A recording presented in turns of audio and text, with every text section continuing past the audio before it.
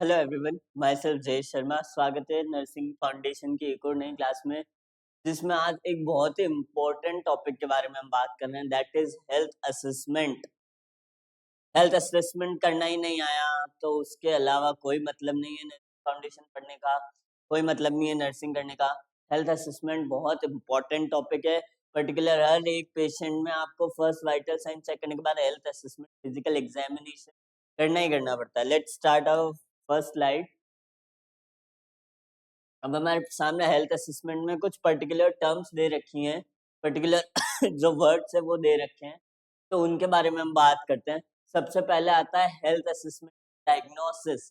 Diagnosis का मतलब क्या होता है? Determination of the nature and the extent of a disease, यानी कि वो जो साइन सिम्टम्स हमने ऑब्जर्व किए हैं, जो ऑब्जेक्टिव डाटा लिया है, साइन सिम्टम्स जो कि पेशेंट ने हमें बताए हैं, सब्जेक्टिव डाटा लिया है, दोनों को मिलाएंगे और फिर करेंगे अच्छा पेशेंट का रेस्पिरेशन लेवल भी गिरा हुआ है, अच्छा पेशेंट का जो है पैटर्न भी चेंज है, अच्छा पेशेंट के अंदर से स्ट्राइडर की आवाज आ रही है, पेशेंट को व्हीजिंग की साउंड आ रही है, रेस्पिरेशन रेट इसकी घट रही है या रेस्पिरेशन रेट इसकी बढ़ रही है, पेन इतना प्रेजेंट है। ये सब चीजें को एक साथ इकट्ठा करेंगे, फिर जो एक पर्टिकुलर हम रिजल्ट पे निकलेंगे कि भाई पर्टिकुलर पेशेंट को एस्थमा है, पेशेंट को ब्रोंकाइटिस है, पेशेंट को ब्रोंकोएक्लेक्टेसिस है, या फिर जो है किसी प्रकार की पल्मोनरी डिजीज है, तो उस चीज को हम कहते हैं, उस जजमेंट को हम कहते हैं नर्सिंग डायग्नोसिस, या नॉर्मल भाषा में कहते हैं डायग्नोसिस कहते हैं। दूसरा वर्ड आता है व्हाट इज प्रोग्नोसिस। डायग्नोसिस तो पता चल गया सर, अब प्रोग्नोसिस क्या होता है? Forecast, what is expected to happen in future of the course and the duration of disease. एक पेशेंट आया, साहब मेरे तो है ना, मैं दारू बहुत पीता हूँ, मेरे से दारू नहीं छूटती है, लेकिन आजकल मेरे लिवर में बड़ा तकलीफ हो गई है सर, आजकल तो मेरे को जो टॉयलेट भी है बड़ा पीला पीला सा आ रहा है, मेरे जो शरीर भी पीला पीला पड़ने लग जाता है, कभी मेरे को खाना भाता नहीं है, अगर मैं खाता हूँ तो वॉमिटिंग हो जाती है, नहीं खाता हूँ और वॉमिटिंग नहीं होती तो खाना पचता नहीं है। सब चीजों का हमने एक निष्कर्ष निकाला कि इस एल्कोहलिक जो पेशेंट है, इसमें आगे चलकर पक्का और पक्का क्या तो लिवर, जो फैटी लिवर है वो हो सकता है, या फिर पेशेंट की जो पेंक्रियाज है वो काम नहीं कर पाएगी और इसमें स्वेलिंग आ जाएगी, दैट इज पेनक्रेटाइटिस हो सकता है, या फिर जो है पेशेंट को किसी ऐसी कार्डियोवास्कुलर डिजीज से वो गुजर सकता है जिसके अंदर वो क्या हो, पेशेंट जो है अपना जो अ, आगे चल के कोई डिजीज हो सकती है। तो पूर्वानुमान जो लगाते हैं, दैट इज प्रोग्नोसिस। बताई गई बातों को हम कितना ड्यूरेशन हो सकता है, कि अगर एक बार पेनक्राइटाइटिस हो गया तो एक्यूट है, एक्यूट को भी ठीक नहीं किया तो क्रोनिक में जा सकता है, और क्रोनिक का तो पता है हमारे को कि लॉन्ग ड्यूरेशन हो सकता है, साल भर से लेके 10 साल तक, 50 साल तक, या आजीवन जब तक जिए, जब तक उसका कोई पता नहीं चलेगा कि भाई वो कब तक है। ट्रीटमेंट होते हैं, लेकिन धीरे धीरे जब वो क्रोनिक स्टेज में आ जाता है तो पेशेंट की कंडीशन सेटल हो जाती है, चाहे कौन सी भी डिजीज हो। तीसरा है हमारा साइन। इट्स साइन, साइन का मतलब होता है, साइन का मतलब होता है हमारे presence of disease like fever. Fever जो है सिम्टम नहीं है, क्या प्रेजेंट हो रहा है कि भाई मेरे को तो फीवर आ रहा है, लेकिन फीवर कोई डिजीज नहीं है। मेरा शरीर पीला पड़ रहा है, ये भी कोई डिजीज नहीं है। मुझे जो है सर में दर्द हो रहा है, वो भी कोई डिजीज नहीं है। मेरा पेट भी दुख रहा है, ये भी कोई डिजीज। साइन है कि अच्छा आपको ये सारी चीजें हो रही हैं, तो उसमें आपको पर्टिकुलर लोकेशन पर फिर क्या होता है उसको सिम्टम्स कहते हैं। Location of disease is noted by the patient. Subjective symptom जैसे कि पेन हुआ, तो वो जो पेशेंट बता रहा है उसको सब्जेक्टिव जो सिम्टम है वो कहते हैं, और जो हम खुद ऑब्जर्व कर रहे हैं वो हमारे ऑब्जेक्टिव होते हैं। फॉर ऑब्जेक्टिव और फॉर ऑब्जर्व। देन हम बात करते हैं when the symptoms are noted by the observer as well as by the patient, it's called the symptoms।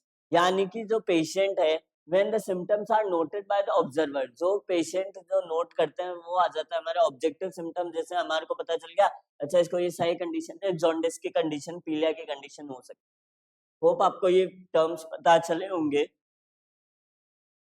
Then हम बात करते हैं टेक्निक ऑफ फिजिकल एग्जामिनेशन, जिसमें सबसे पहले आता है इंस्पेक्शन। इंस्पेक्टर भी हमारे को पता है कि भाई पुलिस में जो है सब इंस्पेक्टर की भी बहुत सारे जने पढ़ाई करते हैं और सब इंस्पेक्टर इंस्पेक्टर होते हैं। वो लोग क्या करते हैं, जगह जगह इंस्पेक्ट करते हैं। सेम यहाँ पे एज ए नर्स से हमको क्या करना है, इंस्पेक्शन करना है। Systemic visual examination of client, client का सबसे पहले हेड टू टोए एग्जामिनेशन सिस्टमिक, कि उसके चलने का तरीका कैसा है, उसका फेशियल एक्सप्रेशन कैसा है, वो स्ट्रेट खड़ा है, डल खड़ा है, या इस प्रकार से इस प्रकार से, किस प्रकार से उसकी बॉडी का अलाइनमेंट है, ये सारी चीजें। Then observation of the colour, shape, size, symmetry, position, ये चीजें हमने देख ली कि वो शरीर उसका जो नॉर्मल तो है, पेल तो नहीं है, रेडिश तो नहीं है, तो नहीं है। इसके अलावा शेप, कि उसका जो शेप है बॉडी का वो भी सिमेट्रिकल है या नहीं है, साइज कितनी है उसकी, उसमें जो है किसी प्रकार कोई इन्फ्लेमेशन तो नहीं है, बहुत सारी चीजें हो जाती हैं। पोजीशन एंड मूवमेंट भी जो है हमारे को यहाँ पे दिख जाते हैं। तो ये जो चीजें वो आती है हमारी टेक्निक्स ऑफ एग्जामिनेशन। इंस्पेक्शन में ये देखते हैं। दूसरी चीज आती है पाल्पेट, जो कि होता है हैंड्स और फिंगर के थ्रू, जिसमें हम सबसे पहले क्या करते हैं, इस तरीके से जो है पाल्पेट करके देखते हैं। एक तो पल्सेशन को हम फील करते हैं, पल्सेशन को फील करते हैं पाल्पेट करके। दूसरा जो है हम क्या देखते हैं, टेम्परेचर। इस प्रकार से हमने टेम्परेचर के लिए पाल्पेट करके देखा कि भाई पेशेंट को तो बुखार तो नहीं है, उसका टेम्परेचर तो नहीं बढ़ रहा है। देन टर्गर, टर्गर का मतलब होता है कि आप जो ये चीज है वो कब देखते हो, जब फ्लूइड लॉस होता है। स्किन टर्गर जो है वो कब देखते हो आप,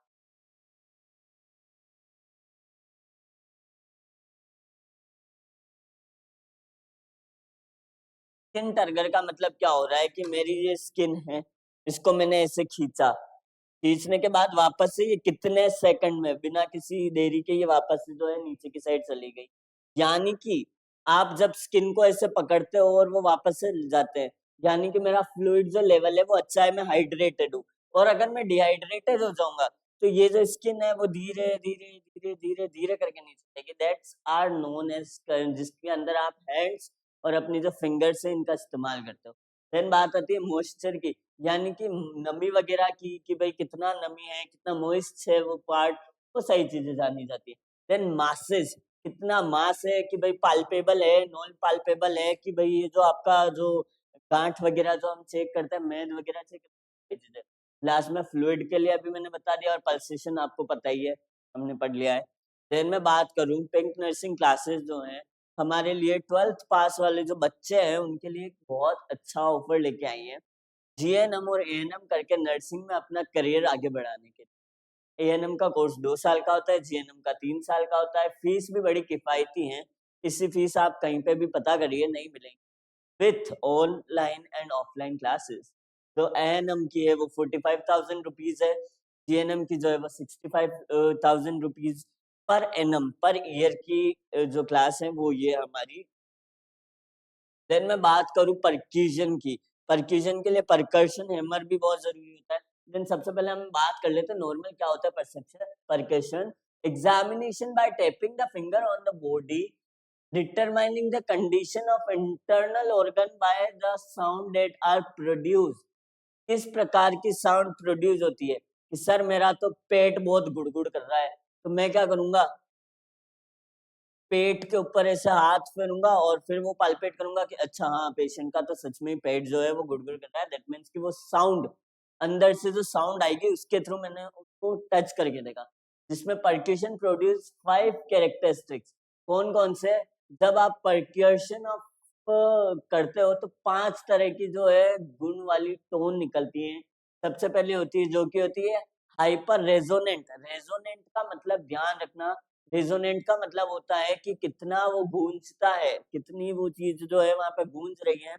दैट आर रेजोनेंस। जिसमें सबसे पहले आता है हाइपर रेजोनेंट, जिसमें हाइपर इन्फ्लेटेड लंग्स साउंड, यानी कि लंग्स की जो साउंड है वो कैसी आएगी, बहुत हाईली इन्फ्लेटेड, यानी पेशेंट जो है इन्फ्लेटेड ज्यादा है। देन दूसरी आती है रेजोनेंट, जो कि नॉर्मल लंग साउंड हमारे को सुनाई देती है वो। इसके अलावा डल अगर आता है दैट इज लिवर, लिवर में सुनाई देती है। और फ्लेट जहाँ आपको कोई इतनी खास साउंड आती नहीं है, दैट इज आवर बोन। आती है तो टक टक करके जो आवाज आती है, दैट्स काइंड ऑफ जो वॉइस है वो हमारी परकशन थ्रू बोन होती है। ऑस्कल्टेशन, जो कि आप क्या करते हो, स्टेथोस्कोप की हेल्प से सुनते हो। या listening the body sound with the help of stethoscope. Body sound जो स्टेथोस्कोप से सुनते हो। अगर एक गर्भ के अंदर बच्चा पल रहा है तो उसके लिए फीटोस्कोप है, तो उसके थ्रू आप साउंड सुनते हो। ऑस्कल्टेशन का काम जो है ये साउंड करती है, ये चीज याद रखना।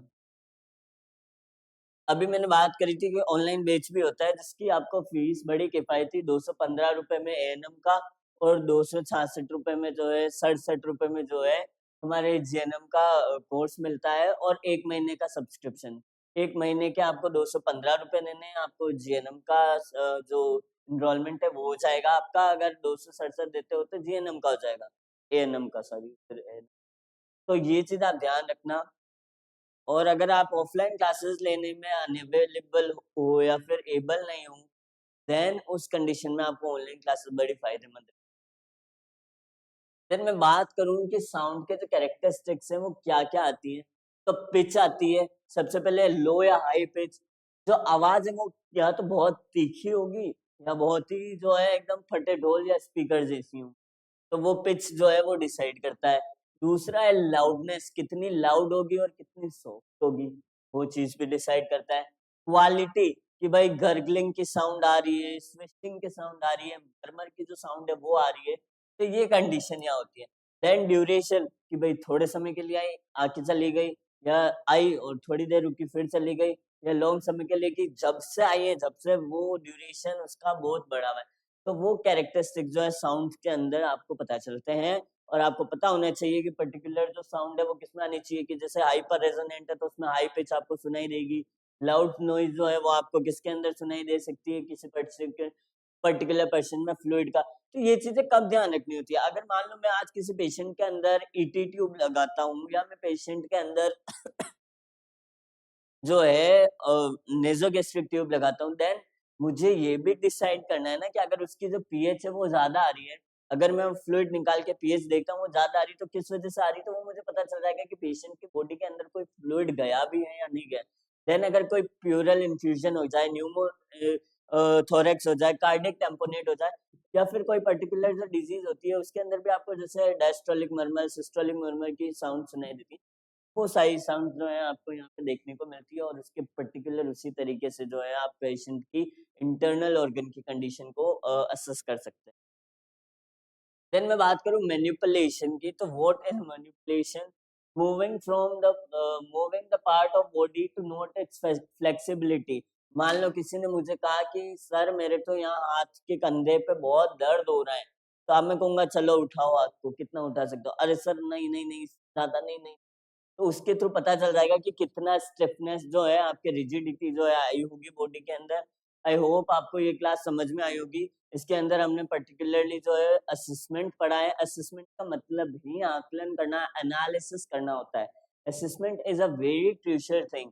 इसके अलावा हमने जो हेड टू टो एग्जामिनेशन किए जाते हैं, जिसमें हेयर से चालू होता है कि भाई हेयर है तो ब्लैक कलर के हैं या ड्राई है, उसका जो टेक्सचर है वो कैसा है, सेम स्किन का पेल है, व्हाइट है, ब्लूइश है, या फिर जो है रेडनेस है, पिंकिश है, किस प्रकार का होता है, टर्जी ट्यूबरसिटी या फिर जो टर्जिड होती है वो होना चाहिए।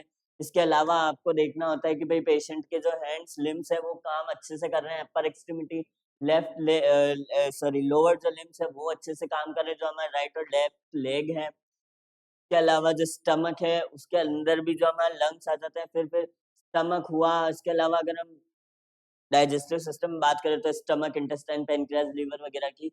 और अगर रेस्पिरेशन की बात करें तो उसके अंदर आपके ट्रेकिया, ब्रोंकाइल्स, ब्रोंक्यूल्स, एल्वियोलर्स, या फिर जो फेरिंग्स लैरिंग्स है वो आ जाते हैं। कॉमन पाथवे डाइजेशन और रेस्पिरेशन में कौन कौन से लैरिंग्स और फेरिंग्स। देन आपकी आईज के ऊपर भी आ जाता है कि भाई आईज का जो प्यूपिल साइज है वो क्या है, स्क्लेरा कैसा दिखता है, एक्वस ह्यूमर प्रेजेंट है कि नहीं है, इंट्राओक्यूलर प्रेशर क्या होता है। तो ये सारी चीजें तो head to toe examination with the क्या कहते हैं डायनेमिकली चलती है। होप आपको ये क्लास समझ में आई होगी। Thank you so much.